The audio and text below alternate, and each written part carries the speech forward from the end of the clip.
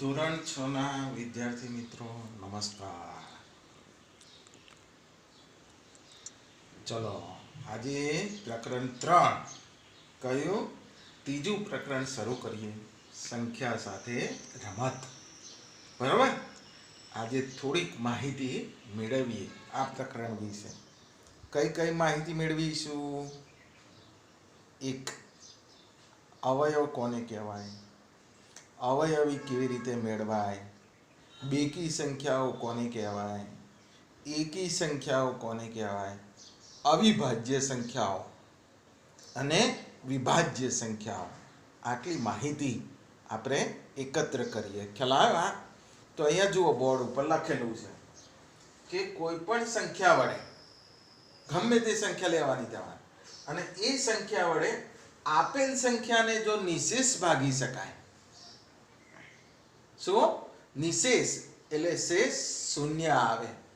નિશેષ ભાગી શકાય ત્યારે આ તમે જે કોઈ પણ સંખ્યા લીધેલી છે એ સંખ્યાને આપેલ સંખ્યાનો અવયવ કહેવાય. યાદ રહ્યું? કોઈ પણ સંખ્યા વડે આપેલ સંખ્યાને નિશેષ ભાગી શકાય એટલે શેષ શૂન્ય જ આપવી જોઈએ. શૂન્ય સિવાયની શેષ હોવી જોઈએ નહીં. ત્યારે આ જે કોઈ પણ સંખ્યા લીધેલી છે એ કોઈ પણ સંખ્યાને આપેલ સંખ્યાનો અવયવ કહેવાય છે. અહીંયા મેં એક ઉદાહરણ લખેલું છે કે 10 ને કઈ સંખ્યા વડે ભાગી શકાય? તો 1 વડે ભાગી શકાય 10 ને, 2 વડે ભાગી શકાય, 5 વડે પણ 10 ને નિશેષ ભાગી શકાય, અને 10 ને 10 વડે પણ નિશેષ ભાગી શકાય. ખ્યાલ આવ્યો? કમ્પ્લીટ. તો આ 1, 2, 5 અને 10 વડે આપણે 10 ને નિશેષ ભાગી શકીએ છીએ. એટલે 1, 2, 5 અને 10 એ 10 ના અવયવ છે. ખ્યાલ આવ્યો? હમણાં હું બતાવું છું થોડી વાર રહી કે કેવી રીતે કામ કરવાનું છે. હવે અવયવી કોને કહેવાય? ધ્યાન આપજો. તો કોઈ પણ આપેલી સંખ્યા હોય એના અવયવી લખો. એવું કે તમને ગમે તે સંખ્યા આપી દીધી અને એના અવયવી લખો તો તમને ખબર હોવી જોઈએ કે અવયવી કેવી રીતે મેળવાય. તો અહીંયા જુઓ, આપેલ સંખ્યાને ક્રમશઃ, આપેલી સંખ્યા હોય એને ક્રમશઃ પ્રાકૃતિક સંખ્યા વડે ગુણતા. કોઈ પ્રાકૃતિક સંખ્યા વડે ક્રમશઃ શું કરતા જવાનું? ગુણતા જવાનું. ખ્યાલ આવ્યા? ત્યારે મળતા ગુણનફળને, ગુણનફળ એટલે શું? ગુણાકારનો જવાબ. ગુણનફળ એટલે બરાબર. ગુણનફળને આપેલ સંખ્યાનો અવયવી કહે છે. આપેલી જે સંખ્યા હોય તેનો અવયવી કહેવાય. આપણે ઉદાહરણ તરીકે આપેલી સંખ્યા 10 લઈએ. આપેલી સંખ્યા કઈ લઈએ? 10. તો 10 ના અવયવી શોધો. તો કેવી રીતે શોધવાનું? તો 10 ને ક્રમશઃ પ્રાકૃતિક સંખ્યાઓ વડે ગુણતા જવાનું. હવે તમારા મનમાં પ્રાકૃતિક સંખ્યાઓ કઈ છે તે ચોક્કસ હોવું જોઈએ તમારા મનમાં. તો પ્રાકૃતિક સંખ્યા કઈ આવે? 1. 1 થી શરૂ થાય. તો 10 ને 1 વડે ગુણો એટલે 10 ગુણ્યા 1 એટલે ગુણનફળ કેટલું આવ્યું? ગુણનફળ એટલે ગુણાકારનો જવાબ કેટલો આવ્યો? 10. એટલે 10 નો પહેલો અવયવી 10 થશે અવયવી. હવે 10 ને કેટલા વડે ગુણવાના? 2 વડે. ક્રમશઃ એટલે એક પછી એક ગુણતા જવાનું. હવે 10 ને 2 વડે ગુણો. 10 ગુણ્યા 2 એટલે કેટલા થાય? ગુણનફળ કેટલું આવે? 20. એટલે 20 એ આપણું 10 જે સંખ્યા ખરી આપેલી સંખ્યા 10 એનો અવયવી કહેવાય. ચલો 10 ને 3 વડે ગુણો તો ગુણનફળ કેટલું થાય? 30. 10 ગુણ્યા 3 એટલે 30 થાય. 10 ને 4 વડે ગુણાકારમાં લઈએ 10 ને 4 વડે તો ગુણનફળ કેટલું મળે? 40. 10 ને 5 વડે ગુણીએ તો 50. 10 ને 6 વડે ગુણીએ તો 60. 10 ને 7 વડે ગુણીએ તો 70. પછી ત્યારબાદ 80, 90, 100, 110, 120 આ રીતે ક્રમશઃ 10 ના અવયવી મળતા જાય. ખ્યાલ આવી ગયો? ચલો હવે આ 10 ના અવયવી કેવી રીતે મેળવાય એની સમજૂતી આપી. ચલો હવે મને કહેશો તમે 4 ના અવયવી કયા થાય? મનમાં બોલો તો. તો 4 એકા 4 એટલે પહેલો અવયવી 4 આવે. પછી 4 ને 2 વડે ગુણીએ તો 4 ગુણ્યા 2 તો 8 એટલે બીજો અવયવી 8 આવે.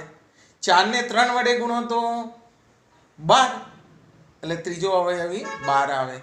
4 ને 4 વડે ગુણીએ તો 16 એટલે ચોથો અવયવી 16 આવે. 4 ને 5 વડે ગુણો તો 20 થાય એટલે પાંચમો અવયવી 20 આવે. બરાબર. તો આ રીતે ક્રમશઃ મળતા જાય અવયવી. ચલો હવે આ એક બીજો મુદ્દો, સંખ્યા સાથે રમત છે. રમતા રમતા યાદ રાખવાનું છે કે જે સંખ્યાનો એકમનો અંક, કોઈ પણ સંખ્યા લખેલી હોય એનો એકમનો અંક 0, 2, 4, 6 કે 8, 0, 2, 4 પછી 6 કે 8, 0, 2, 4, 6 કે 8 હોય તેવી સંખ્યાને બેકી સંખ્યા કહે છે. ખ્યાલ આવ્યો? પછી એના પછીની વ્યાખ્યા છે, જે સંખ્યાનો એકમનો અંક, જે સંખ્યાનો એકમનો અંક 1, 3, 5, 7, 9, 1, 3, 5, 7, 9 હોય તેવી સંખ્યાને એકી સંખ્યા કહે છે. યાદ રહી ગઈ બંને વ્યાખ્યા? બેકી સંખ્યામાં શું આવે? એકમનો અંક 0, 2, 4, 6 કે 8 આવે. અને એકી સંખ્યામાં શું આવે? આપેલી સંખ્યાનો એકમનો અંક 1, 3, 5, 7, 9 આવે. ખ્યાલ આવી ગયો? હવે છેલ્લે અવિભાજ્ય સંખ્યા કોને કહેવાય એની વ્યાખ્યા છે. તો જે સંખ્યાને માત્ર 2 જ અવયવ હોય, ધ્યાન આપજો, જે સંખ્યાને માત્ર 2 જ અવયવ હોય તેવી સંખ્યાને આપણે અવિભાજ્ય સંખ્યા ગણીશું. બરાબર. અને વિભાજ્ય સંખ્યાની વ્યાખ્યા નથી લખી પણ હું બોલી જાઉં છું કે જે સંખ્યાને 2 કરતાં વધુ અવયવ હોય, યાદ રાખજો, પછી પૂછીશ, જે સંખ્યાને 2 કરતાં વધુ અવયવ હોય તો તે સંખ્યા વિભાજ્ય કહેવાય. યાદ રહે? ચલો અહીંયા 10, તો 10 ના અવયવો કયા છે? આ 10 સંખ્યા લખી છે એના અવયવો કેટલા થયા? 1, 2, 5 અને 10 થયા ને? તો કુલ કેટલા અવયવો થયા? ગણો તો. 1, 2, 3, 4 અવયવો થયા. એટલે અહીંયા 10 એ આપેલી સંખ્યા લઈએ તો એના અવયવો 2 કરતાં વધી ગયા. ખ્યાલ આવ્યો? હા. એટલે તે વિભાજ્ય સંખ્યા કહેવાય. કેવી કહેવાય? વિભાજ્ય સંખ્યા. તો આ રીતે અવિભાજ્ય અને વિભાજ્ય સંખ્યા પણ આ પ્રકરણમાં શીખવાની છે. અને જુદી જુદી ચાવીઓ, 2 ની ચાવી, 3 ની ચાવી, 4 ની ચાવી, 5 ની ચાવી, બરાબર. તો એ ચાવીઓ પણ આપણે અભ્યાસ કરવાનો છે. હવે આ જે મેં સમજાવ્યું એમાં આજે એકી સંખ્યા, બેકી સંખ્યા, અવયવો, અવયવી એના વિશે જોઈ લઈએ. અહીંયા પહેલા 2 ભાગમાં વહેંચી દઉં, બરોબર, એટલે તમને ખ્યાલ આવે.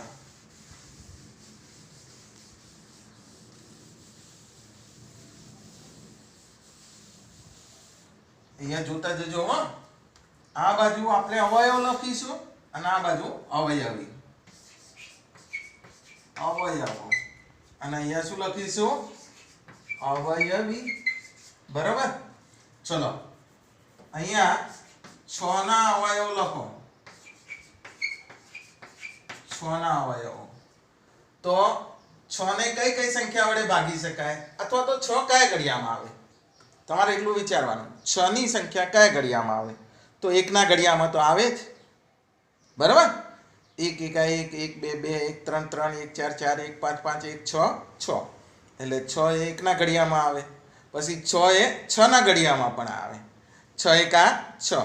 એટલે અહીંયા 6 ના અવયવો 2 તો લખી જ દેવાના, 1 અને 6.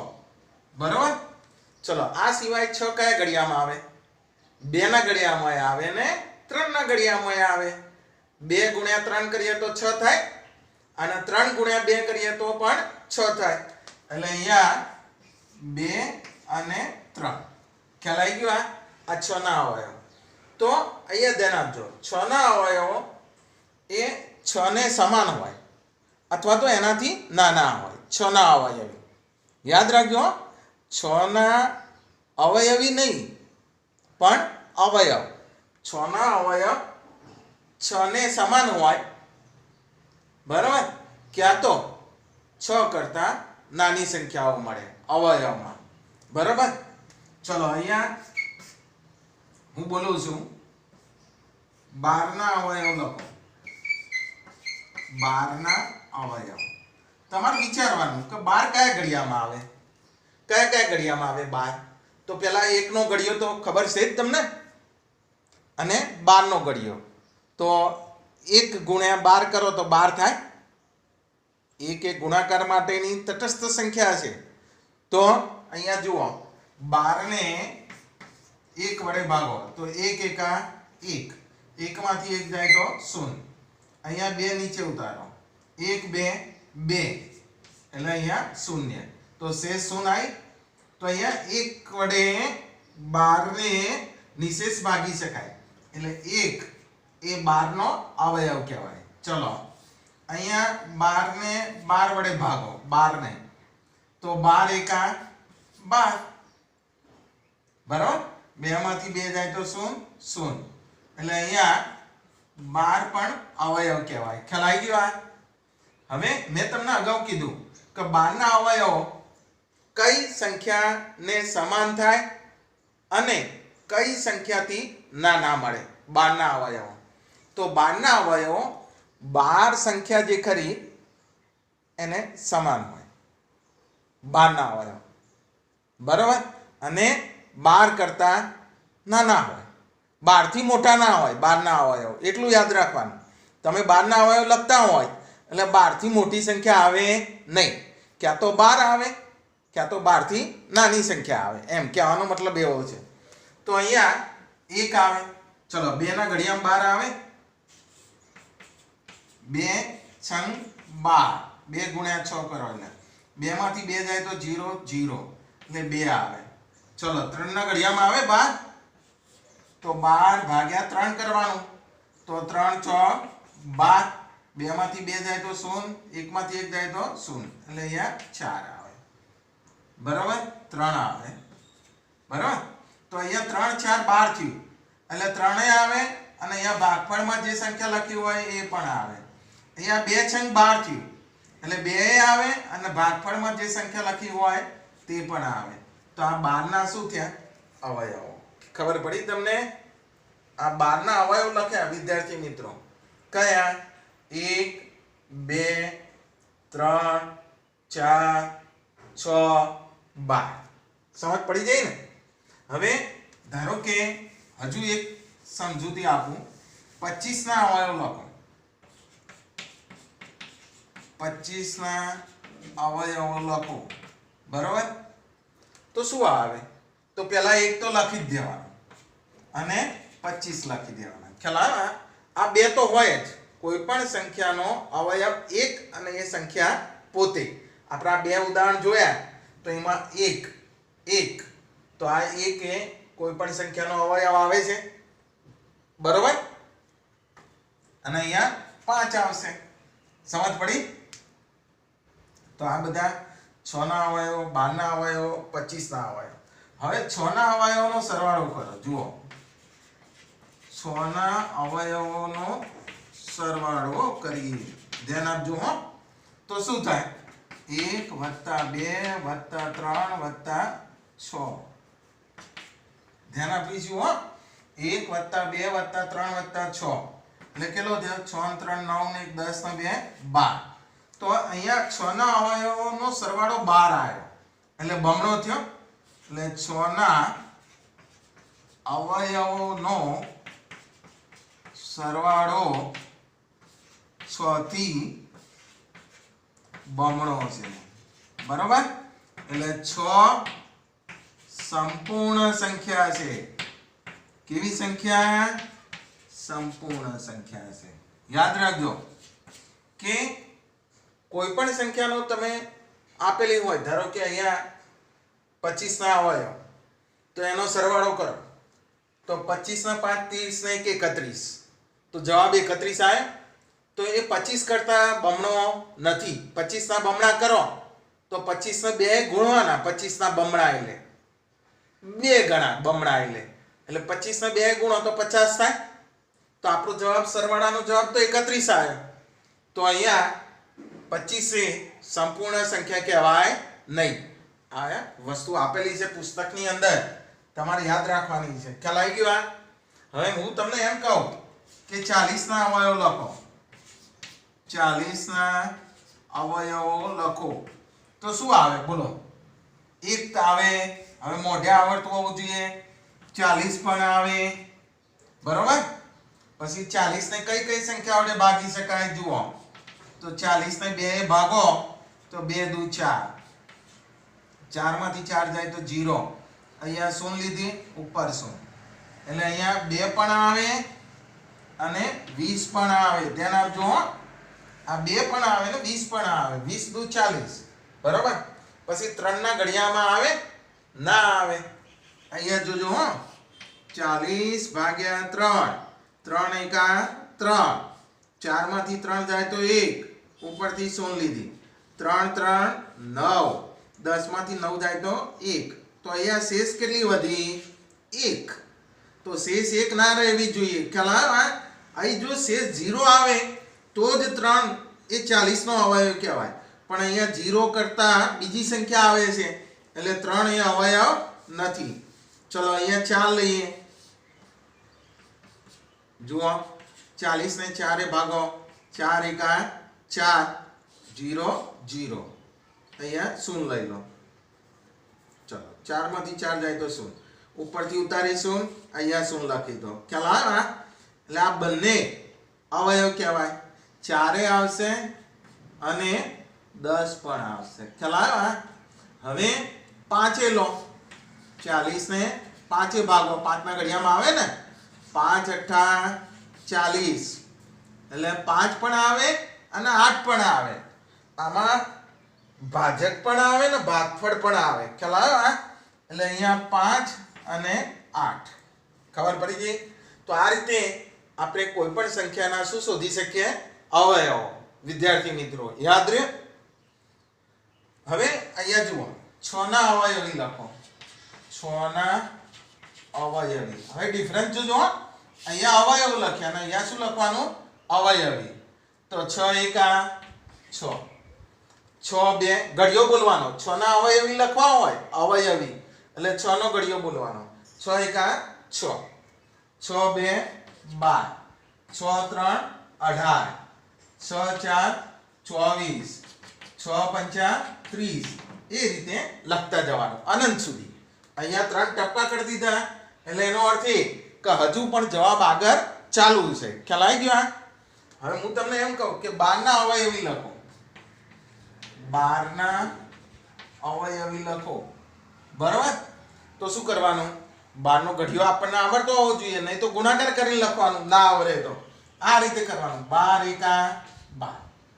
12 ગુણ્યા 2 2 2 4. 2 એકા 2.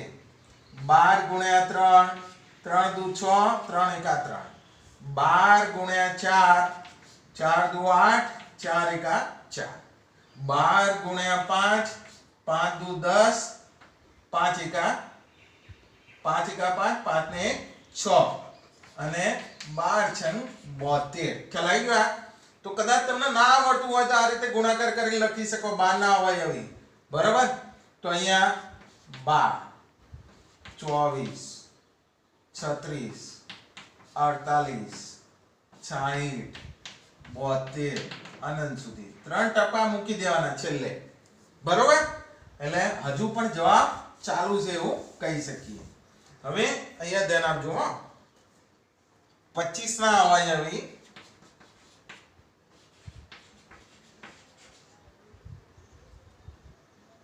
બરોબર?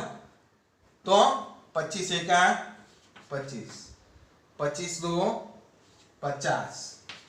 25 3 75. 25 4 100. 25 ગુણ્યા 4 કરીએ તો 25 ગુણ્યા 5 કરો તો 125. 25 ના અવયવ લખતા હોય તો 25, 50, 75 અનંત સુધી આ રીતે લખી શકાય. ખ્યાલ આવ્યો? હવે હું તમને એમ કહું કે 40 ના અવયવી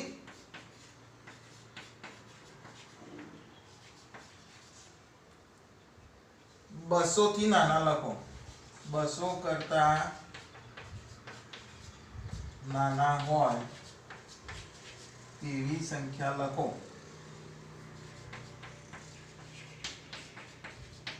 બરાબર? 40 ના અવયવી 200 કરતા નાના હોય તેવી સંખ્યાઓ લખો. ખ્યાલ આવે? તો જુઓ 40 ના અવયવી 200 કરતા નાના આવવા જોઈએ. 200 નહીં લેવાના. તો 40 એકા 40, 40 ગુણ્યા 2 કરો તો 80. જુઓ 40 ગુણ્યા 2, 40 ગુણ્યા 3, 40 ગુણ્યા 4, 40 ગુણ્યા 5. બરાબર? તો અહીંયા 2 ગુણ્યા 0 એટલે 0, 2 ગુણ્યા 4 એટલે 8, 3 ગુણ્યા 0 એટલે 0, 3 ગુણ્યા 4 એટલે 12. અહીંયા 4 ગુણ્યા 0 એટલે 0, 4 4 16, 5 ગુણ્યા 0 એટલે 0, 4 5 20. તો 40 ના અવયવી ક્યાં લખવાના? તો 40 એકા 40 આ પહેલો, 40 ગુણ્યા 1 કરો તો 1 ગુણ્યા 0 એટલે 0, 4 એકા 4. પછી 80, 120, પછી 160, પછી 200 લખવાના? ના, 200 કરતા કેવા કીધા? નાના, એટલે 200 આવે નહીં. આ 4 જ જવાબ લખવાના. આવી રીતે પ્રશ્ન પૂછે તો ખ્યાલ આવી ગયો? તો આ રીતે અવયવ અને અવયવી નક્કી થાય છે. ખ્યાલ આવી ગયો? હવે આના ઉપરથી આપણે કેટલાક મુદ્દા તારવી લઈએ. બાળકો સમજ પડી ને મેં કીધું એ? તો અહીંયા ધ્યાન આપજો કે અહીંયા શું યાદ રાખવાનું છે એ સમજતા જજો. અહીંયા થોડાક મુદ્દા લઈ લઈએ આપણે કે કોઈ પણ સંખ્યાનો અવયવ કોઈ પણ સંખ્યાનો અવયવ તે સંખ્યાને સમાન અથવા તો તે સંખ્યાથી નાનો મળે. તે સંખ્યાથી નાનો હોય છે. બરોબર? જો આ પહેલું વાક્ય 6 ના અવયવ લખ્યા તો 6 ને સમાન છે. આ 6 ના અવયવ એટલે 6 આવ્યો જવાબમાં, તો 6 ને સમાન છે. અને આ બધા જે ખરા 1 2 3 એ 6 કરતા નાના છે. ખ્યાલ આવે? પછી બીજું કે 1 અને તે સંખ્યા પોતે દરેક તે સંખ્યા પોતે પોતાના અવયવો છે. 1 અને એ સંખ્યા પોતે, જો આ 6, તો 1 અને 6, આ 1 અને એ સંખ્યા પોતે પોતાના અવયવો થાય, 6 ના અવયવો થાય. આ 1 અને આ સંખ્યા કઈ? 12. તો 1 અને આ સંખ્યા 12 એ પોતે 12 ના અવયવો થાય. 1 અને 25, તો આ બંને પોતે 25 ના અવયવ બને. ખ્યાલ આવે? તો દરેક સંખ્યાનો એક અવયવ તો હોય જ કોઈ પણ સંખ્યાનો. ખ્યાલ આવે? અને એ સંખ્યા પોતે હોય. એટલે આપણે આના બીજી રીતે લખવું હોય આ વાક્યને તો આ રીતે વિચારી શકો કે દરેક સંખ્યાને એક અને તે સંખ્યા પોતે અવયવ સ્વરૂપે મળે છે. આ વિચારી શકો. ખ્યાલ આવ્યો? હવે અવયવીમાં જુઓ. અવયવી તો કોઈ પણ સંખ્યાના અવયવી લખો તમે તો એ સંખ્યાને સમાન અને તેના કરતા મોટા. કોઈ પણ સંખ્યાના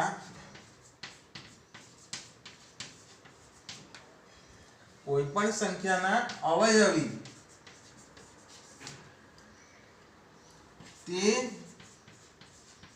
સંખ્યાથી શરૂ થાય અને તે સંખ્યાથી મોટા હોય છે.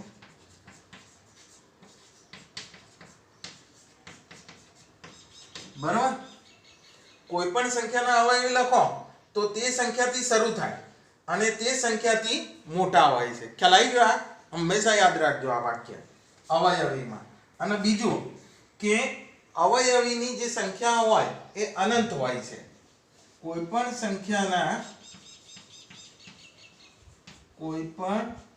સંખ્યાના અવયવીની સંખ્યા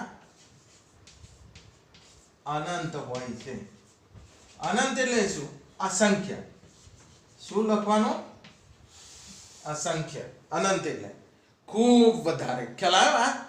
તો આ રીતે અવયવ અને અવયવીની માહિતી મેળવી લીધી. ખ્યાલ આવી ગયો? કમ્પ્લીટ. હવે 2 જ મિનિટ હો. હવે તમારી 2 જ મિનિટ લઈશ, બહુ વધારે સમય નહીં લઉં. ફક્ત 2 મિનિટમાં કામ પૂરું કરી દીધું છે આજનું.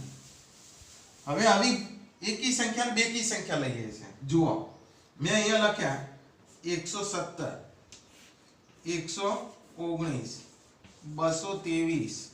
બરાબર. અહીંયા 459, 799. ખ્યાલ આવ્યા? અહીંયા 847. તો આમાં જુઓ, એકમનો અંક કયો? આ એકમનો અંક 7. અહીંયા એકમનો અંક કયો? 9. આમાં એકમનો અંક કયો? 3. અહીંયા એકમનો અંક કયો? 9. 9. અહીંયા 7. તો જે સંખ્યાનો એકમનો અંક 1, 3, 5, 7, 9 આવતા હોય તો આ બધી કેવી સંખ્યાઓ કહેવાય? એકી સંખ્યાઓ. કેવી સંખ્યાઓ કહેવાય? એકી સંખ્યાઓ. ખ્યાલ આવ્યો? હવે હું અહીંયા એવું લખું 132, 444, 547, 998, 1000. બરાબર. તો આ કેવી સંખ્યાઓ કહેવાય? આ જે લખી બધી સંખ્યાઓ એ કેવી સંખ્યાઓ કહેવાય? યાદ કરો વ્યાખ્યા કે જે સંખ્યાનો એકમનો અંક 0, 2, 4, 6 કે 8 આવતો હોય, જે સંખ્યાનો એકમનો અંક 0, 2, 4, 6 કે 8 આવતો હોય તો તે બેકી સંખ્યા કહેવાય. તો જુઓ, અહીંયા એકમનો અંક છેલ્લો અંક 0 આવ્યો, 16. અહીંયા એકમનો અંક કેટલો આવ્યો? 2. અહીંયા એકમનો અંક કેટલો આવ્યો? 4. અહીંયા એકમનો અંક 6 અને અહીંયા 8. તો જે સંખ્યાનો એકમનો અંક 0, 2, 4, 6 કે 8 હોય તો તેવી સંખ્યાને આપણે બેકી સંખ્યા કહીએ છીએ. તો આ બધી બેકી સંખ્યાઓ છે. કેવી સંખ્યાઓ છે? બેકી સંખ્યાઓ. ખ્યાલ આવ્યો? હવે હું અહીંયા લખું 1,27,936. બરાબર. તો આ કેવી સંખ્યા કહેવાય? તો અહીં ફક્ત એકમનો અંક જોવાનો કે અહીંયા 6 આવ્યો એકમનો અંક. તો જે સંખ્યાનો એકમનો અંક 0, 2, 4, 6 કે 8 હોય, 0, 2, 4, 6 કે 8 હોય તો આ કેવી સંખ્યા થઈ? બેકી સંખ્યા. ખ્યાલ આવ્યો? હવે હું અહીંયા લખું કે 10,37,947. બરાબર. યાદ રહ્યું? તો આ કેવી સંખ્યા? તો ફક્ત તમારે એકમનો અંક જોવાનો, આખી સંખ્યા નહીં લેવાની. એકમનો અંક. તો એકમનો અંક કયો આવ્યો? 7. તો જે સંખ્યાનો એકમનો અંક 0, 2, 4, 6 કે 8 હોય તો એ બેકી સંખ્યા કહેવાય. પણ એકી સંખ્યા કોને કહેવાય? જે સંખ્યાનો એકમનો અંક 1, 3, 5, 7, 9 1, 3, 5, 7, 9 હોય તો તે એકી સંખ્યા. એટલે અહીંયા એકમનો અંક કયો આવ્યો? 7. એટલે આ એકી સંખ્યા મળે. ચલો આવજો. Bye bye.